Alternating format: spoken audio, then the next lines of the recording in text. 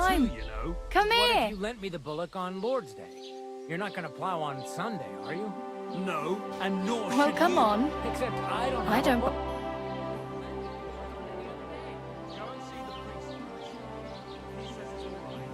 What do you want from me? I don't want anything from you. I should actually be thanking you. Uh-huh. For what? I've been begging for alms here for days, but I didn't make any real coin till today. And that's thanks to you. The scene you made brought out nearly all of Troskowitz. You're welcome. At least it was good for something. Oh well, not many people can make such a strong first impression. But look on the bright side. Hmm? Now things can only get better. Yes, you're probably right. It doesn't get much worse than that. Unless somebody tries to kill me. Again. You're still alive in one piece. It's a new day and the sun is shining. Like Tomcat always says, bruises build character.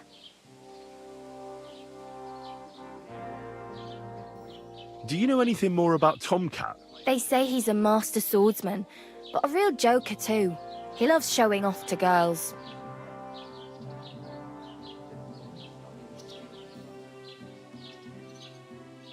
Do you think Tomcat might teach me a few of his tricks? No offense, but compared to him, you're a bit of a lightweight. I don't want to pull wagons, but if he can handle a weapon, I'd be happy to train a little with him. Well, one of the guards tried to take him on and came back whipped like a dog, moaning like he'd been broken in two. Well, sure. If he's that strong, I'm not surprised. More like some trick he's got that our watch doesn't know. Or at least that's what the poor man said.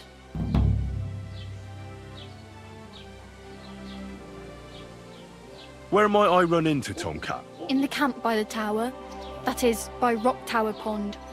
He watches the camp for the nomads. Should I watch out for them? No, I don't think so. They mind their own business, but strangers usually mean trouble for them, so they're careful. Try not to stare too hard and hold your tongue, otherwise Tomcat will show you some of his other skills. How does he show off for the girls? With his muscles. He ricks logs with his hands. He even let himself be run over by a loaded hay wagon. Crazy. But to be fair to him, he sometimes helps people. Stanislav's sheep fell into a pit one time. And Tomcat pulled it out? And, not just that, he crawled down to get it. And when he found the poor thing had a broken leg, he carried it on his back all the way home.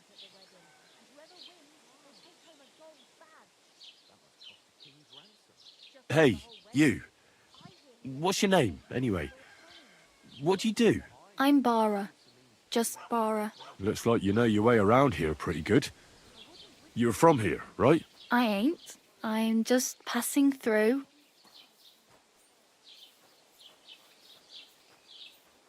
Where are you headed? If you're only passing through here. For work. To the city. I'm tired of serving landholders. They all promise the moon, but then you're eating stale bread, cold porridge, and a nary a groschen in sight. With the city folk, it's bound to be better. You said you were going to a city. You mean like to Prague? Or somewhere further? I'd like to go to Prague, but I don't know anybody there. In Kuttenberg, at least I have a cousin. Aha. So you're going to visit her? Well, she doesn't know it yet. But I won't be troubling her long, just until I find a way to make a living.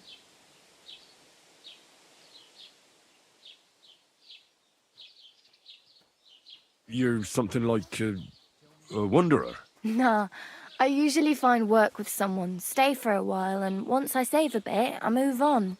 Then why are you begging here? Sometimes I collect herbs for the apothecary, or help in the tavern. But I'd like to go somewhere else, so I'm scraping up whatever I can. But on the whole, you could say I'm a traveller, or a nomad. But don't say it too loud, the locals don't take kindly to them. Why? Because they're different, and it scares people. They travel from place to place and take their home with them. I'd like to see what their homes look like. You can go and see them, just don't stare too long.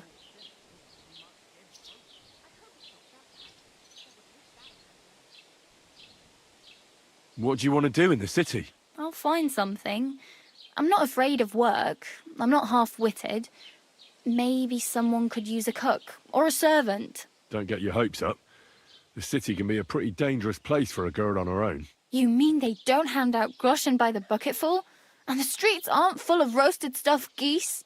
I appreciate your concern, but I have to get to the city first. That's going to take me a long while yet. Why exactly are you helping me? Why? Why? Because you look like you need it. I've been in the ship plenty of times, and I know how appreciated a helping hand is in times like that.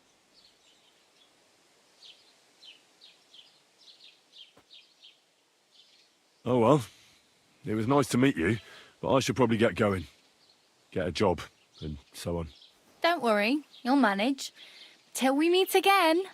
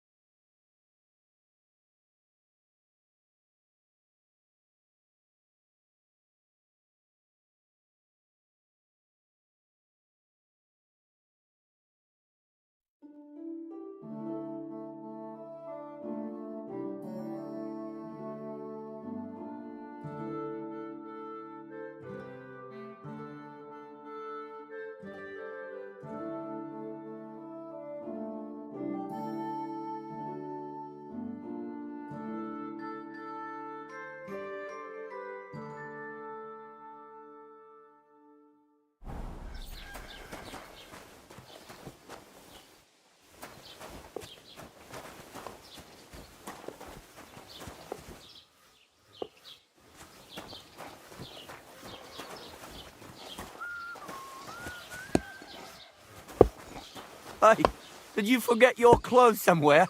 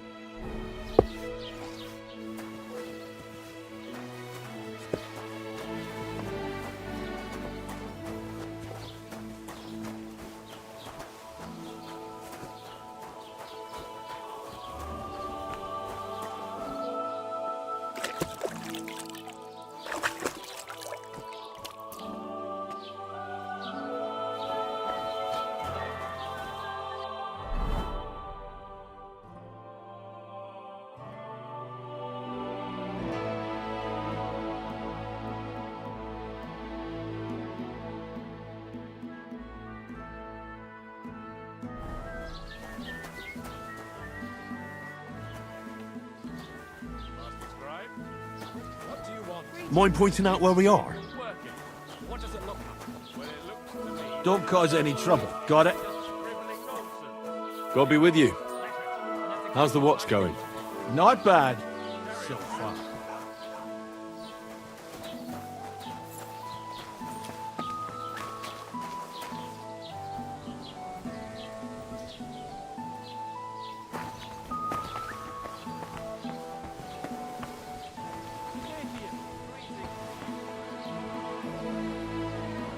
I'm a bit lost.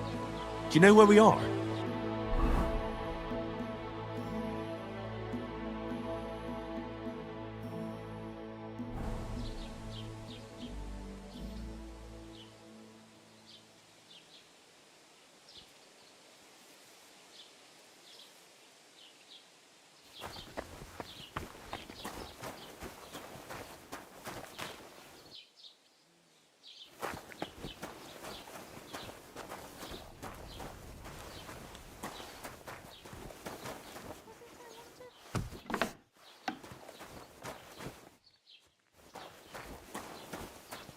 What are you poking around that door for, eh?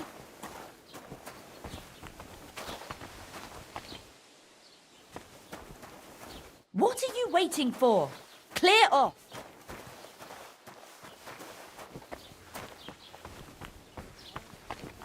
Piss off!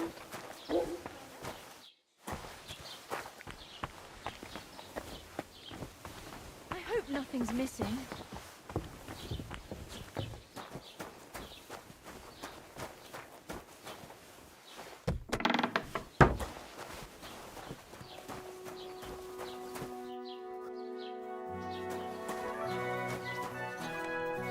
God bless.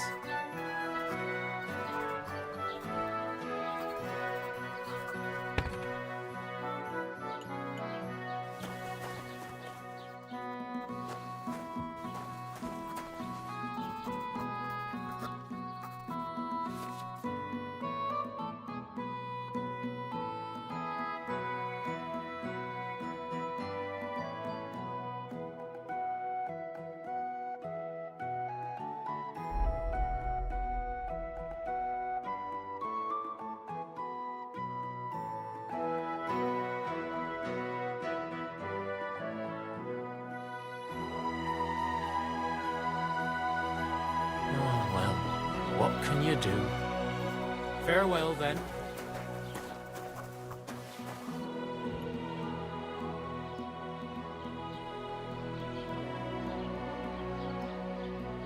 As the local scribe, you know a lot of things, right? I'd say so. In this province, not a squirrel farts without my knowing. Right. So, if I needed to get something, you'd certainly be able to tell me where, right? Depends on what you're looking for.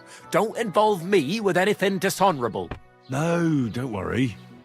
I'm just looking for some armor. Armor? Well, unless you want to join von Burgau's retinue, I don't think I can help you. But try Radovan, the blacksmith in Tachon. He might at least sell you an iron helmet. You don't know of anything better? Aha! So, the good man is a connoisseur, eh? And how would Prince Brunswick's armor suit you? Whose armor? Oh, it's just a local legend. What legend? It's hard to explain. There are actually 2 legends, or even 3. Well, it doesn't really matter. Why are you so interested anyway? Fine armor like that belongs in the hands of a knight.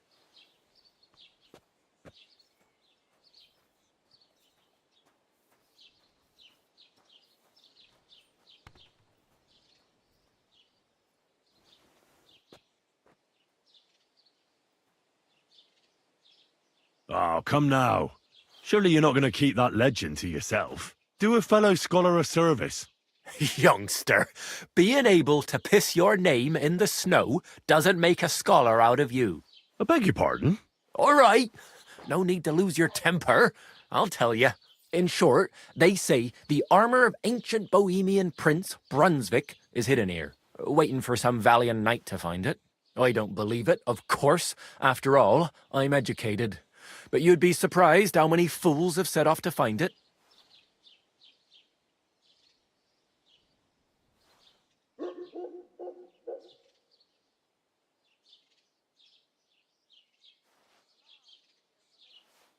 Who exactly was this Brunswick? You don't know, lad? Educate yourself. Brunswick was a famous Czech prince who won the lion for our country's coat of arms. Really? How is it that I've never heard of him? Perhaps because he never existed. Prince Vladislav II got the lion for our coat of arms for helping Emperor Frederick I, known as Redbeard. But you just said that... Brunswick is just a legend, but a quite lovely one, I'll give you that. Could you recount for me the legend of Brunswick? Well, why not? Brunswick was a valiant Bohemian prince. He lived in a time when our country had an eagle on its coat of arms, but that wasn't good enough for him. So he decided to head out into the world and gain the mark of a more powerful animal. A man after my own heart. You may think so, but his wife was none too happy. Her name was Ludmilla, and she begged Brunswick 100 times to stay home, but he just couldn't be persuaded. Still, he loved her very much, so he took her ring and told her that unless someone came and showed her that ring during the next 7 years, she should wait for his return. But if he failed to return after 7 years, that would mean he would never return.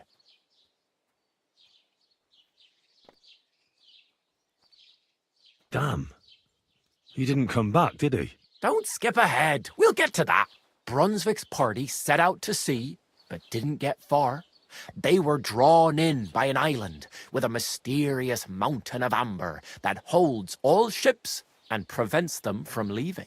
Over time, the men on the deserted island died of starvation, leaving only Brunswick, who noticed that once a year a great bird called No came to the island to hunt. And so the clever knight hid in his horse's hide at just the right time. And when the bird came, it mistook him for prey and carried him away. So Brunswick wandered on. After some time on the road, the prince came across something unprecedented. A duel between a lion and a 9-headed dragon. So, what do you think Brunswick did at that moment? Well, considering what he later added to the coat of arms, I expect he helped the lion, eh? Smart. Brunswick rushed to help the lion, and together they killed the dragon. And from that time on, they were stalwart companions. The lion even followed him all the way back to Bohemia. Except, by then, it was already too late. It had already been exactly 7 years to the day since Brunswick set off on his journey. His wife, Ludmilla, who had until that time valiantly resisted all suitors, was about to remarry. But at the wedding feast, Brunswick managed to drop the ring in her cup. So it all turned out well. For Brunswick, that is. Not so for Ludmilla's new groom, but the lion took care of that. Where did Brunswick's armour come from? It is said that George the Lion of Württemberg brought it here. He was the nephew of Lord Chenjek of Württemberg, who built Trusky. This George spent a lot of time with King Wenceslas. A suspiciously long amount of time, if you know what I mean. I think I get the picture. And it is said that one day, a lion escaped from the king's menagerie, and George overpowered it with his bare hands and laid it at the king's feet, still alive. As a reward, Wenceslas gave young Württemberg the name Lion and the armour of his ancestor, Prince Brunswick. Only Sir George didn't live to enjoy it for long. He caught the plague at a tournament abroad, and died on his way back to his king. Specifically, while visiting his uncle here at Trusky. Of course, the king wanted his armour back, but Lord Chenjek didn't want to give it to him, claiming he had the hereditary right to it. It looked like Wenceslas would lay siege to Trusky, but fortunately Lord Chenjek was completely destitute by then, so he sold all of Trusky and the armour to the king.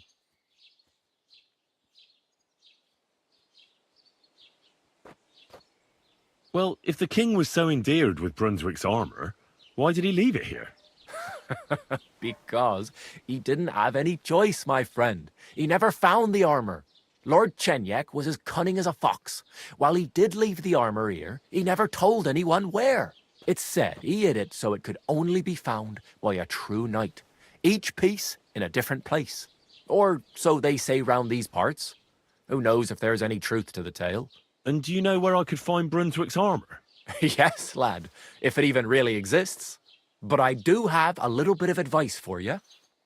Sir Chenyek, who they say hid the armour, left behind a riddle. It's a test that must be passed by whoever wants to find it. Do you want to hear it? And how did that riddle go? Wait, how was it? I've got it. Take your leave of crone and maiden, standing tall behind the gates. Boldly go towards true midnight. In caverns cold your prize awaits. Pass through the all of forest kings, hidden deep from hunter's gaze. Standing tall, 2 guards of stone, behind whom yearned for treasure lays. Between them stands a mighty rock, a subtle niche, yet deeper still, a place to give one's art to God. Behold, my armour gleaming still.